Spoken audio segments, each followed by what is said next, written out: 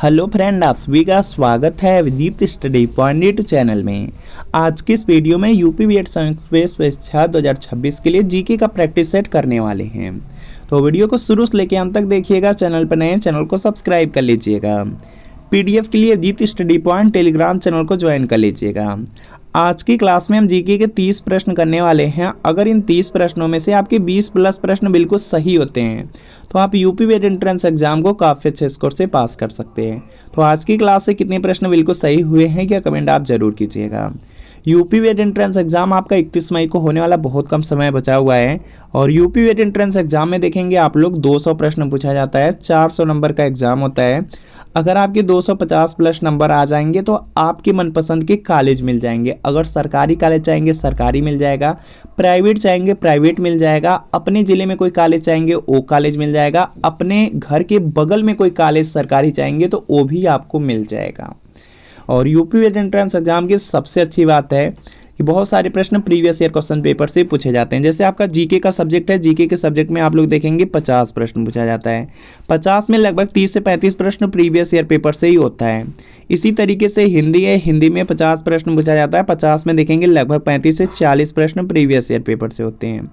Reasoning है, reasoning में 50 प्रश्न पूछा जाता है। 50 में देखेंगे 35 से 40 प्रश्न प्रीवियस ईयर पेपर से ही पूछा जाता है। इसी तरीके से आर्ट, साइंस, कॉमर्स, एग्रीकल्चर आपके सब्जेक्ट हैं, उसमें भी बहुत सारे प्रश्न प्रीवियस ईयर पेपर से पूछे जाते हैं। तो ये यूपी बीएड एंट्रेंस एग्जाम 2026 के लिए प्रीवियस ईयर क्वेश्चन पेपर है। इसमें आपको 2011 से लेकर 2025 तक का पूरे 15 साल का पेपर मिलेगा। आंसर की के साथ मिलेगा, एक्सप्लेनेशन, सॉल्यूशन, व्याख्या सब कुछ रहेगा। सभी सब्जेक्ट रहेंगे, जीके, हिंदी, रीजनिंग, कला वर्ग, विज्ञान वर्ग। तो यहाँ पे आपको व्हाट्सअप नंबर दिया गया है और इसी व्हाट्सअप नंबर पर लिखना है UP BEd entrance previous year paper.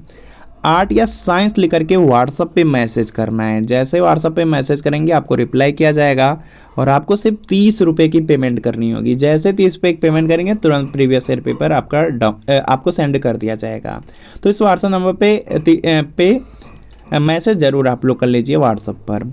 चलिए आज की क्लास को कंटिन्यू करते हैं और आज की क्लास अच्छे से कीजिएगा। बिल्कुल फिक्स है कि कम से कम आपका यहाँ पे 8 से 10 नंबर इसी क्लास से पूछा जाएगा। तो पहला प्रश्न है कि महात्मा गांधी ने करो या मरो का जो मंत्र है किस आंदोलन के समय दिया था।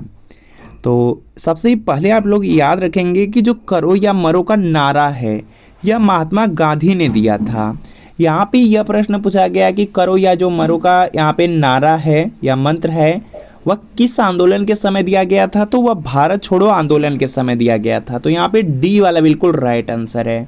भारत छोड़ो आंदोलन आपका 1942 ईस्वी में हुआ था। यह पॉइंट याद रखेंगे। डायरेक्ट प्रश्न पूछा जाता है कि भारत छोड़ो आंदोलन कब हुआ था, तो 1942 में हुआ था। यह अंग्रेजों का जो शासन था उसी को खत्म करने के लिए हुआ था। और सबसे पहला पॉइंट याद रखेंगे कि जो बीएड एंट्रेंस एग्जाम है उसमें 2 नंबर आपका यहाँ पर इसी गांधी जी के आंदोलन से रिलेटेड, जो प्रमुख आंदोलन है उन्हीं से रिलेटेड पूछा जाता है। तो एक प्रश्न फिक्स है, 2 नंबर अपना कंफर्म कर सकते हैं। उनकी कम से कम यहाँ पे 8 से 9 आंदोलन हैं जो प्रमुख हैं, उन्हीं से कोई पूछा जाता है। तो चलिए उसी को देख लेते हैं। तो सबसे पहला है चंपारण सत्याग्रह। चंपारण सत्याग्रह है जो कि 1917 ईस्वी में हुआ था। 1917 ईस्वी में हुआ था, यह पॉइंट याद रखेंगे। और यह चंपारण बिहार में हुआ था और नील की जो ज़बरदस्ती खेती करवाई जा रही थी उसी की वजह से यह हुआ था। यह पॉइंट याद रखेंगे।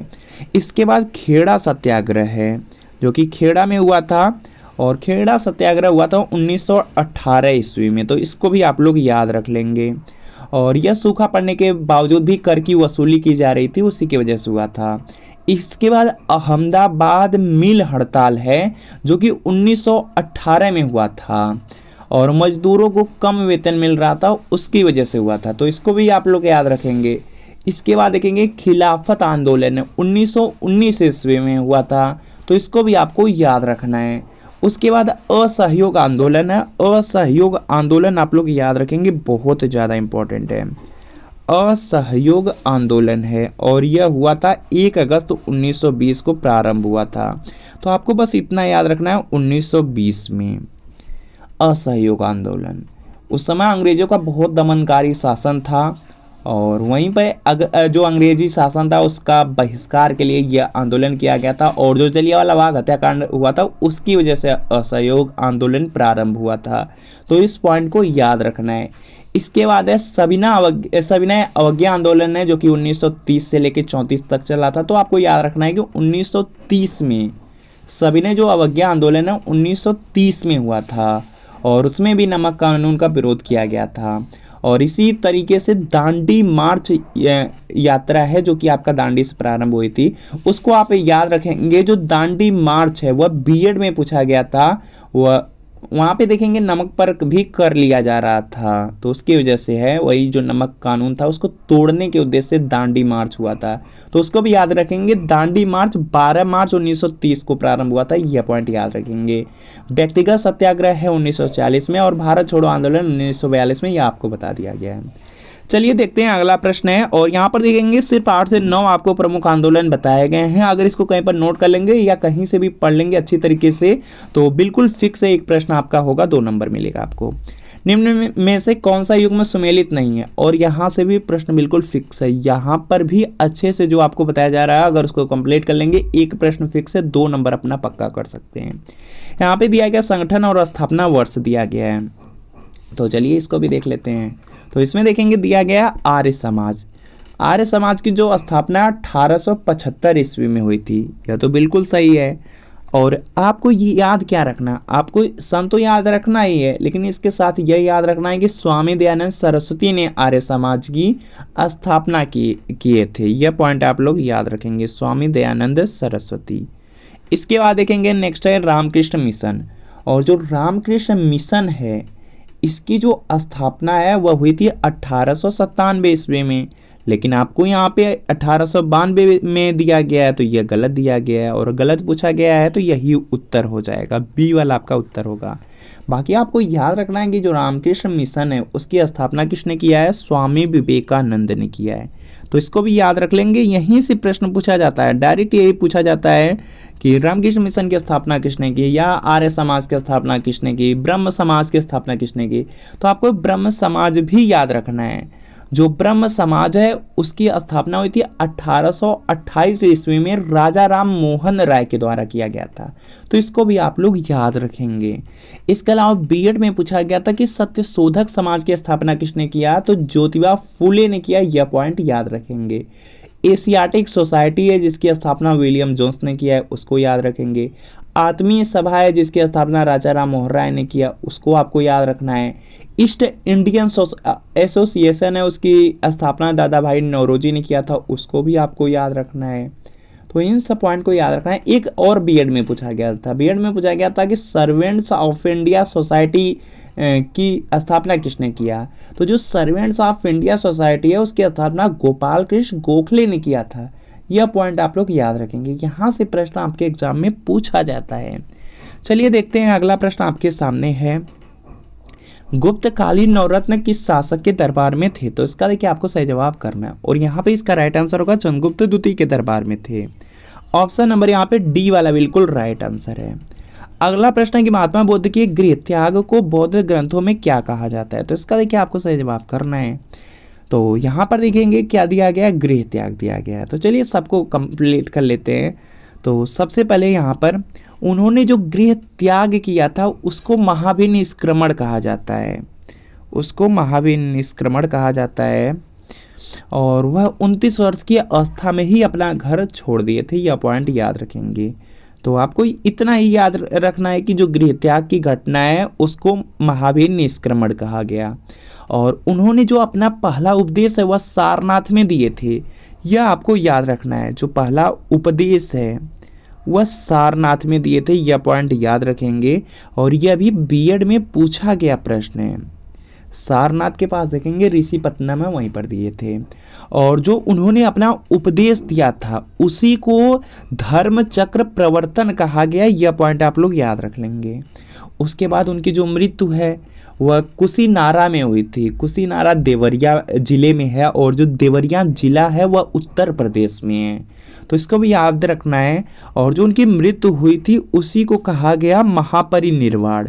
तो आपको याद रखना है, यहाँ से 3 प्रश्न हैं जो तीनों प्रश्न आपके पूछे जा सकते हैं। चौथा प्रश्न है कि पहला उपदेश कहाँ पर दिए थे, तो सारनाथ में दिए थे। यह भी पॉइंट याद रखेंगे।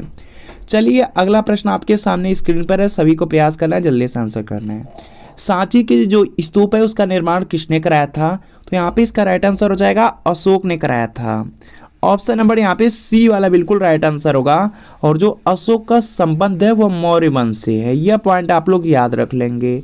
और मौर्य वंश से रिलेटेड प्रश्न आपसे पूछा जाता है कि सबसे अच्छा जो शासन रहा है वह मौर्य वंश का रहा है, यह प्रश्न पूछा जाता है। या तो यह प्रश्न पूछा जा सकता है कि मौर्य वंश की जो स्थापना है या संस्थापक है वह कौन था, तो यहाँ पर आपको याद रखना है चंद्रगुप्त मौर्य थे। और आपसे यह भी प्रश्न पूछा जा सकता है कि जो मौर्य वंश था उसका अंतिम यहाँ पे शासक कौन था। अंतिम शासक की अगर आपसे बात कर लिया जाता है तो आपको याद रखना है बृहद्रथ था। बृहद्रथ था, यह पॉइंट आप लोग याद रखेंगे। यहाँ से प्रश्न पूछे जाते हैं। इसके बाद अगला प्रश्न है सितारा, जो जिसको सितार भी कहते हैं। जो सितार है उसका जनक निम्नलिखित में से किसको समझा जाता है, तो यहाँ पे इसका राइट आंसर हो जाएगा अमीर खुसरो को। ऑप्शन नंबर यहाँ पर देखेंगे सी वाला बिल्कुल राइट आंसर हो जाएगा। और इन्हीं को यहाँ पे खड़ी बोली के लिए भी जाना जाता है, यह पॉइंट आप लोग याद रखेंगे। अगला प्रश्न आपके सामने है, निम्नलिखित में से कौन सा युग्म है जो सुमेलित नहीं है, तो इसका देखिए आपको सही जवाब करना है। सभी लोग प्रयास करेंगे और इसका बिल्कुल यहाँ पे राइट आंसर आप लोग करेंगे। देखिए क्या दिया गया है, यहाँ पे दिया गया दर्रा और उसकी अवस्थिति के बारे में पूछा गया है। तो पहला दिया गया जोजिला दर्रा। जोजिला दर्रा आपका जम्मू कश्मीर में है, यह तो बिल्कुल सही है। इसके अलावा जम्मू कश्मीर में और भी दर्रे हैं, जैसे आपका यहाँ पे जोजिला तो है ही, इसके अलावा कराकोरम दर्रा है, पीर पंजाल दर्रा है, बनिहाल दर्रा है, बुर्जिल दर्रा है, ये सब जम्मू कश्मीर में है, यह पॉइंट याद रखेंगे। उसके बाद देखेंगे आपका यहाँ पे दिया गया बड़ा लाचा, जो कि हिमाचल प्रदेश में है, बिल्कुल सही है। जो बड़ा लाचा दर्रा है वह आपका हिमाचल प्रदेश में है। इसके अलावा जो रोहतांग दर्रा है वह भी आपका हिमाचल प्रदेश में है। इसके अलावा शिवकिला दर्रा है, शिवकिला दर्रा है वह भी आपका यहाँ पे हिमाचल प्रदेश में है, यह पॉइंट आप लोग याद रख लेंगे। इसके बाद देखेंगे दिया गया लिपुलेख दर्रा। लिपुलेख दर्रा आपका उत्तराखंड में, यह भी सही है क्योंकि लिपुलेख हो गया, माना दर्रा हो गया और जो नीति दर्रा है, तीनों बहुत प्रमुख हैं इसमें। लिपुलेख, माना और जो नीति दर्रा है यह उत्तराखंड में, यह पॉइंट आप लोग याद रख लेंगे। इसके बाद आपको दिया गया सिक्किम दिया गया। सिक्किम में 2 दर्रे हैं जो बहुत ज़्यादा फेमस हैं। उसमें है आपका नाथुला दर्रा, और नाथुला दर्रा हो गया। उसके बाद एक और है, नाथुला के बाद जेलेपला है, जेलेपला है, यह आपके सिक्किम में है। तो यहाँ पर बोमडिला दिया गया, बोमडिला गलत है क्योंकि जो बोमडिला है यह आपका अरुणाचल प्रदेश में, जो बोमडिला है यह अरुणाचल प्रदेश में है। और यहाँ पे सिक्किम लिखा गया है तो यह गलत हो जाएगा। आपसे गलत वाला ही पूछा गया है, जब गलत वाला पूछा गया है तो डी वाले को चूज कर देंगे, वही आपका राइट आंसर हो जाएगा। तो इन सबको आपको याद रखना है, यहाँ से प्रश्न पूछा जाता है। और जो अरुणाचल प्रदेश है उसमें तो बोमडिला है, ग्यांगयाप दर्रा है, एक आपका दीफू दर्रा है, इसको आप लोग याद रखेंगे। इन्हीं में से कोई ना कोई प्रश्न पूछा जाएगा जो आपको यहाँ पे कराया गया है, इससे बाहर कोई प्रश्न आपसे नहीं पूछा जाएगा। इसके बाद देखेंगे नेक्स्ट प्रश्न आपका दिया गया है, अक्टूबर और नवंबर के महीनों में भारी वर्षा होती है, तो इसका देखिए आपको सही जवाब बताना है। तो यह देखेंगे कोरोमंडल तट है वहीं पर होती है, तो यहाँ पर आपका ऑप्शन नंबर सी वाला बिल्कुल राइट आंसर है। बहुत ज़्यादा इंपॉर्टेंट प्रश्न है और यहाँ से भी देखेंगे आपका जो एग्ज़ाम है उसमें प्रश्न पूछा जाता है। चलिए देखते हैं अगला प्रश्न आपके सामने स्क्रीन पर है और सभी को प्रयास करना है इसका राइट आंसर करने का। तो यहाँ पर देखेंगे दिया गया है प्रश्न, संसार में सबसे व्यस्त और सबसे जो महत्वपूर्ण समुद्र मार्ग है, तो यहाँ पे इसका राइट आंसर हो जाएगा यह उत्तर अटलांटिक का जो समुद्र मार्ग है, बी वाला राइट आंसर है। अगला प्रश्न है कि मैकमोहन रेखा द्वारा अलग किए जाने वाले देश हैं, तो यहाँ पे इसका राइट आंसर हो जाएगा, देखिए जो मैकमोहन रेखा है वह भारत और चीन के बीच में है। भारत और जो चीन है यह दिया गया है सी वाले में, चीन और भारत दिया गया है, तो यही आपका राइट आंसर हो जाएगा। और यह भी प्रश्न आपके यूपी बीएड एंट्रेंस एग्जाम में पूछा गया था, तो आपको याद रखना है क्योंकि इम्पोर्टेंट है। रेड क्लिफ रेखा है जो कि आपका यहाँ पे भारत और पाकिस्तान के बीच में, इसको भी आप लोग याद रख लेंगे।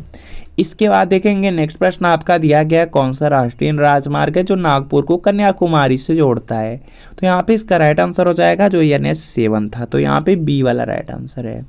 अगला प्रश्न आपके सामने है कि वह अवस्था जिसमें मुद्रा का मूल्य गिर जाता है और कीमत जो होती है वह बढ़ जाती है, तो उसको बोला जाता है मुद्रास्फीति। मुद्रास्फीति में क्या होता है, मुद्रास्फीति में जो मुद्रा का मूल्य होता है वह गिर जाता है और जो कीमत होती है वह बढ़ जाती है, तो ये वाला राइट आंसर होगा। अगला, भारत में जो हरित क्रांति है उसकी शुरुआत कब हुई, तो यहाँ पे इसका राइट आंसर हो जाएगा, यहाँ पे इसका राइट आंसर होगा 1966-67 में, तो यहाँ पे सी वाला राइट आंसर है। आपसे क्रांति से रिलेटेड प्रश्न पूछा जाता है, इसमें हरित क्रांति दिया गया, हरित क्रांति का संबंध है खाद्यान्न उत्पादन से, तो इसको याद रख लेंगे। नीली क्रांति या नीली क्रांति का जो संबंध है वह मत्स्य से है, मत्स्य मतलब मछली होता है, तो मत्स्य उत्पादन से यह पॉइंट याद रख लेंगे। आपसे पीली क्रांति के बारे में पूछा जा सकता है, पीली क्रांति का संबंध तिलहन उत्पादन से, इसको आपको याद रख लेना है। इसके बाद श्वेत क्रांति, श्वेत क्रांति के बारे में सब लोग जानते हैं, श्वेत क्रांति का संबंध दुग्ध उत्पादन से, मतलब दूध उत्पादन से है, इसको आप लोग याद रख लेंगे। भूरी क्रांति पूछा जा सकता है, उर्वरक से हो जाएगा। गोल्डन फाइबर एक क्रांति है, उसका संबंध है जूट उत्पादन से, उसको आप लोग याद रख लेंगे। रजत क्रांति है, रजत क्रांति का संबंध अंडा उत्पादन से है। गोल क्रांति का संबंध है आपका है आलू से, उसको याद रख लेंगे। और स्वर्ण क्रांति का संबंध है फल और जो शहद होते हैं उनसे। काली क्रांति है, उसका संबंध है बायोडीजल से हो जाएगा, तो इन सबको आपको याद रखना है। लाल क्रांति का संबंध जो मांस होता है, टमाटर होता है, दोनों से होता है, तो इसको आपको याद रखना है। और एक है गुलाबी क्रांति, उसका संबंध है जो झींगा मछली होती है उससे है, तो इसको आपको याद रखना है। चलिए नेक्स्ट प्रश्न देखते हैं, आपके सामने स्क्रीन पर है कि भारत की राष्ट्रीय आय में सर्वाधिक जो योगदान है वह किसका है, तो यहाँ पे इसका राइट आंसर हो जाएगा तृतीय क्षेत्र का है, ऑप्शन नंबर यहाँ पे सी वाला राइट आंसर हो जाएगा। अगला प्रश्न आपके सामने है कि सरकार के विरुद्ध अविश्वास प्रस्ताव संसद के किस सदन में लाया जाता है, तो यहाँ पे इसका राइट आंसर हो जाएगा, इसको लोकसभा में लाया जाता है, तो यहाँ पर ए वाला बिल्कुल राइट आंसर हो जाएगा। इसके बाद देखेंगे नेक्स्ट प्रश्न आपका दिया गया है यहाँ पे, भारतीय संविधान में किस अनुच्छेद के आधार पर संशोधन किया जाता है, तो यहाँ पे इसका राइट आंसर हो जाएगा अनुच्छेद 368 के तहत, डी वाला राइट आंसर है, इसको आप लोग याद रख लेंगे। अगला प्रश्न, भारतीय संविधान के किस अनुच्छेद में राज्य के निर्देशक तत्वों का उल्लेख है, तो यहाँ पे इसका राइट आंसर हो जाएगा अनुच्छेद 36 से 51 तक, यहाँ पर क्या होगा, सी वाला बिल्कुल राइट आंसर होगा। इंपॉर्टेंट है, आपको याद रखना है, जो बीएड एंट्रेंस एग्जाम है उसमें जो भाग हो गया, अनुच्छेद हो गया, वहाँ से प्रश्न पूछा ही पूछा जाता है। कुछ इंपॉर्टेंट है जो बीएड में पूछे गए हैं, उसको चलिए कर लेते हैं। तो इसमें सबसे पहले आपका आ जाता है, यहाँ पर आपको याद रखना है कुछ इंपॉर्टेंट पॉइंट, उसको याद रख लीजिए। यहाँ पर देखेंगे जो भारतीय संविधान है उसमें देखेंगे स्टार्टिंग में यहाँ पे 22 भाग थे और वर्तमान में 25 भाग हैं, तो इसको आपको याद रख लेना है। और इसी तरीके से अनुसूची है, अनुसूची की जो वर्तमान में संख्या है वह 12 है, लेकिन जो स्टार्टिंग में संविधान बना था उसमें 8 थी, तो आपको वर्तमान वाला याद रखना है, इसको पॉइंट आप लोग याद रख लेंगे।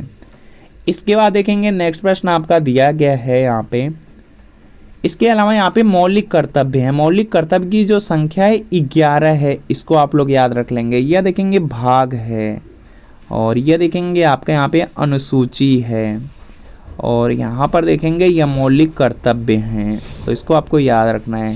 बाकी और याद रखना है, मौलिक अधिकार या मूल अधिकार दोनों सेम होता है, तो मौलिक अधिकार भी याद रख लीजिए। मौलिक अधिकार की संख्या यहाँ पे पहले कितनी थी, 7 थी, वर्तमान में 6 हो चुकी है, तो इसको वर्तमान वाला याद रखेंगे आप लोग।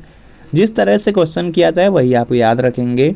और यहाँ पे देखेंगे जो मौलिक अधिकार था उसमें पहले संपत्ति का अधिकार था, वह भी मौलिक अधिकार हुआ करता था, लेकिन उसको हटा दिया गया संशोधन करके, अब 6 ही मौलिक अधिकार हैं, तो इन सब पॉइंट को आपको याद रखना है।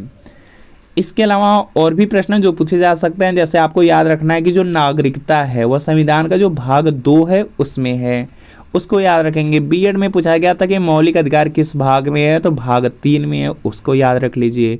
जो नीति निर्देशक तत्व हैं भाग 4 में है, उसको याद रख लीजिए। मूल कर्तव्य भाग 4 के क में है, उसको याद रखना है। इसके अलावा इम्पोर्टेंट आपका आ जाता है निर्वाचन। निर्वाचन भाग 15 में है और जो राजभाषा है वह आपका भाग 17 में है और जो संविधान संशोधन है भाग 20 में है। इसको आपको याद रखना है, इन्हीं से कोई प्रश्न पूछा जाता है। और भी कुछ हैं, जैसे यहाँ पे नागरिकता है, अनुच्छेद 5 से लेकर के 11 तक है। मौलिक अधिकार 12 से लेकर के 35 तक हैं। नीति निर्देशक तत्व 36 से लेकर 51 तक हैं। मूल कर्तव्य 51 क में है, तो इन सबको याद रखना है। बाकी राजभाषा पूछा जाता है, जो राजभाषा है वह 343 से लेकर के 351 तक है, इसको आप याद रखेंगे। संविधान संशोधन 368 नंबर के अनुच्छेद में यह पॉइंट आप याद रखेंगे। इन्हीं में से कोई न कोई प्रश्न पूछा जाता है। और आपको याद रखना है मौलिक अधिकार के बारे में। मौलिक अधिकार 6 हैं। 6 में पहला है समता या समानता का अधिकार है, जो कि अनुच्छेद 14 से 18 है, याद रखेंगे। स्वतंत्रता का अधिकार है, अनुच्छेद 19 से लेकर 22 तक है। शोषण के विरुद्ध अधिकार है, अनुच्छेद 23 और 24 में है। धार्मिक स्वतंत्रता का जो अधिकार है वह अनुच्छेद 25 से लेकर 28 तक है। संस्कृति और शिक्षा संबंधी अधिकार है, जो कि अनुच्छेद 29 से लेकर 30 तक हैं। संवैधानिक उपचारों का अनुच्छेद 32 में, यह पॉइंट याद रखेंगे। यही 6 मौलिक अधिकार हैं जिनको याद रखना है, यहीं से प्रश्न पूछा जाता है। चलिए अगला प्रश्न देखते हैं कि निम्नलिखित में से किसे लोकसभा की कार्यवाहियों में भाग लेने का अधिकार तो है परंतु मत देने का अधिकार नहीं है। तो यहाँ पे इसका राइट आंसर होगा यह महान्यायवादी के पास होता है, तो यहाँ पे ए वाला राइट आंसर है। अगला है गोल किस प्रसिद्ध भारतीय हॉकी खिलाड़ी की आत्मकथा है, तो यहाँ पे इसका राइट आंसर हो जाएगा major Dhyanchand. Option number A वाला राइट आंसर है। अगला प्रश्न आपके सामने है कि रक्त किस प्रकार का ऊतक है, तो यहाँ पे इसका राइट आंसर हो जाएगा यह संयोजी ऊतक है। ऑप्शन नंबर बी वाला बिल्कुल राइट आंसर है। अगला प्रश्न आपके सामने यहाँ पे दिया गया है, श्रव्य परिसर में ध्वनि तरंगों की आवृत्ति क्या होती है, तो इसका देखिए आपको सही जवाब बताना है। और यहाँ पे इसका राइट आंसर हो जाएगा, श्रव्य दिया गया है तो यहाँ पे 20 हर्ट्ज से लेकर के 20,000 हर्ट्ज के बीच यह श्रव्य होता है, यह पॉइंट याद रखेंगे। तो ए वाला आपका राइट आंसर हो जाएगा। इसमें भी 3 होता है, इसमें भी देखेंगे 3 परिसर की तरंगे आ जाती हैं। इसमें देखेंगे सबसे पहला होता है अश्रव्य। अश्रव्य इसको याद रख लीजिए आप लोग। अगर 20 हर्ट्ज से कम है, 20 हर्ट्ज से भी कम है, तो यह अश्रव्य के अंतर्गत आ जाएगा। और इसको जो हम लोगों का कान है वह सुन नहीं पाता है इस प्रकार की तरंगों को, और जो हमारा कान सुन सकता है वह 20 हर्ट्ज से अगर 20,000 हर्ट्ज के बीच है, तो वह जो हमारा कान है या जो मनुष्य का कान है वह बिल्कुल आराम से सुन सकता है। तो यह श्रव्य तरंगे होती हैं। और एक होता है जो 20,000 हर्ट्ज से भी ज़्यादा होती हैं। 20,000 हर्ट्ज से ज़्यादा की जो तरंगे होती हैं उनको बोला जाता है अपश्रव्य तरंगे। तो यह भी पॉइंट आप लोग याद रखेंगे। जो अपश्रव्य तरंगे होती हैं उसको बिल्ली का कान सुन सकता है, कुत्ता होता है कुत्ता का भी कान सुन लेगा, बाकी जो चमगादड़ होती है वह भी सुन सकती हैं। तो यह पॉइंट आप लोग याद रखेंगे। चलिए अगला प्रश्न है कि निम्न में कौन पौधाघर प्रभाव हरित गृह पर ज़्यादा असर डालता है, तो इसका देखिए आपको सही जवाब करना है। और यहाँ पे इसका राइट आंसर हो जाएगा कार्बन डाइऑक्साइड हो जाएगा। ऑप्शन नंबर यहाँ पे सी वाला राइट आंसर है। अगला प्रश्न आपके सामने है यहाँ पे धूम कोहरा, जिसको स्मोक भी आप लोग बोलते हैं, ठंडियों के समय देखते होंगे, उसमें मौजूद आँख में जो जलन है पैदा करने वाला एक शक्तिशाली द्रव्य है, तो उसको बोलते हैं आप वह हो जाएगा आपका यहाँ पे सल्फर डाइऑक्साइड की वजह से होता है। ऑप्शन नंबर यहाँ पर बी वाला बिल्कुल राइट आंसर होगा। अगला प्रश्न है कि निम्नलिखित में से कौन सा सुमेलित है, तो इसका देखिए आपको सही जवाब बताना है। और यहाँ पे इसका राइट आंसर होगा, देखिए यहाँ पे जनजाति दिया गया है और जिला दे दिया है। तो यहाँ पे जो बुक्सा जनजाति है वह बिजनौर की है, तो यहाँ पर आपका ऑप्शन नंबर बी वाला राइट आंसर होगा। उत्तर प्रदेश में जो प्रथम विकलांग विश्वविद्यालय कहाँ स्थापित किया गया है, तो यहाँ पे इसका राइट आंसर हो जाएगा चित्रकूट में है। जो विकलांग विश्वविद्यालय वह चित्रकूट में है, चित्रकूट दिया गया सी वाले में, तो सी वाला राइट आंसर हो जाएगा। अगला है यहाँ पे कि उत्तर प्रदेश का सबसे पुराना जो इंजीनियरिंग कॉलेज है कहाँ अवस्थित है, तो यहाँ पे इसका राइट आंसर हो जाएगा जो यूपी में आगरा है और उसी आगरा में है। तो यहाँ पर आपका ऑप्शन नंबर सी वाला राइट आंसर होगा। जो ताजमहल है वह भी आपका आगरा में ही है, आप लोग जानते ही हैं। उत्तर प्रदेश में चित्रकला की जो लखनऊ शैली है उसका विकास किसने किया, तो यहाँ पे इसका राइट आंसर हो जाएगा असित कुमार हलदार थे, उन्होंने ही किया था। तो यहाँ पे डी वाला राइट आंसर होगा। अगला प्रश्न आपके सामने कि कार्तिक एक लोक नृत्य है, तो यहाँ पे इसका राइट आंसर हो जाएगा बुंदेलखंड का है। ऑप्शन नंबर यहाँ पे ए वाला राइट आंसर हो जाएगा। इसके बाद देखेंगे अगला प्रश्न दिया गया है कि स्वर्ण मंदिर का जो निर्माण है निम्नलिखित में से किसने करवाया, तो यहाँ पे इसका राइट आंसर हो जाएगा स्वर्ण मंदिर दिया गया। स्वर्ण मंदिर का निर्माण निम्नलिखित में से किसने करवाया, तो गुरु अर्जुन देव ने कराया। यह पॉइंट याद रखेंगे। और इनकी जो मृत्यु है जहांगीर ने करवाया था, यह पॉइंट भी आप लोग याद रख लेंगे, इम्पोर्टेंट है। इसके बाद देखेंगे नेक्स्ट प्रश्न आपका दिया गया है यहाँ पे सत्यमेव जयते लिया गया है, तो इसका देखिए आपको सही जवाब बताना है। बीएड में कई बार पूछा गया और सभी लोग लगभग सही कर लेंगे। सत्यमेव जयते यह मुंडक उपनिषद से लिया गया है, तो यहाँ पर आपको ऑप्शन नंबर ए वाला बिल्कुल राइट आंसर है। तो फ्रेंड आपको बताना है कि आज की क्लास में आपको जो 30 प्रश्न कराए गए हैं उसमें से कितने प्रश्न बिल्कुल सही हुए हैं, कमेंट जरूर कीजिएगा। अगर आज की क्लास आपको अच्छी लगी हो तो वीडियो को लाइक कर दीजिएगा, चैनल पर नए हैं चैनल को सब्सक्राइब कर लीजिएगा। और अगर यूपी वेट एंट्रेंस एग्जाम की तैयारी कर रहे हैं तो प्रीवियस ईयर पेपर लेकर के जरूर पढ़िए, इसी से आपका अच्छा स्कोर होने वाला है। तो आपको 2011 से लेकर 25 तक का 15 साल का पेपर आंसर की के साथ एक्सप्लेनेशन सॉल्यूशन के साथ मिल रहा है। जीके, हिंदी, रीजनिंग, कला वर्ग, विज्ञान वर्ग सब सब्जेक्ट रहेंगे। तो इसी व्हाट्सएप नंबर पर लिखना है यूपी वेट entrance previous year paper art या साइंस लेकर के व्हाट्सएप पे मैसेज करिए। जैसे मैसेज करेंगे रिप्लाई किया जाएगा। 30 रुपये की पेमेंट है, जैसे करेंगे तुरंत प्रीवियस ईयर पेपर सेंड कर दिया जाएगा। तो मिलते हैं फ्रेंड आपसे नेक्स्ट वीडियो में।